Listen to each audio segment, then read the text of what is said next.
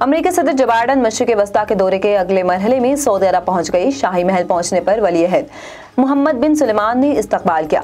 Joe Biden का बतौर सदर सऊदी अरब का पहला दौरा इसराइल और फ़लस्तीन में 2 रोज गुजार कर जुमा को जद्दा इंटरनेशनल एयरपोर्ट पर पहुंचे तो उनका पुरतपाक इस्तकबाल किया गया।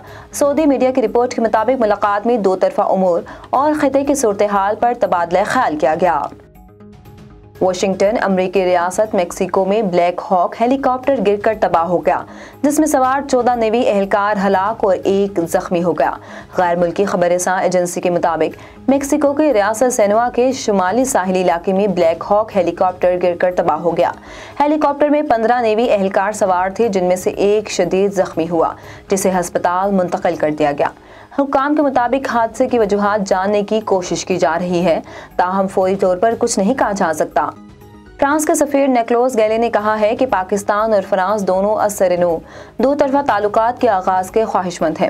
रिपोर्ट के मुताबिक एक इंटरव्यू के दौरान पाकिस्तान और फ्रांस के ताल्लुकात से मुतालिक इजहार ख्याल करते हुए इस साल के शुरू में ओहदा संभालने वाले सफीर निकोलस गैले ने कहा कि दोनों ममालिक के ताल्लुकात को मजबूत करने के लिए नए दौर में दाखिल होने के लिए बाहमी तौर पर रजामंद हैं।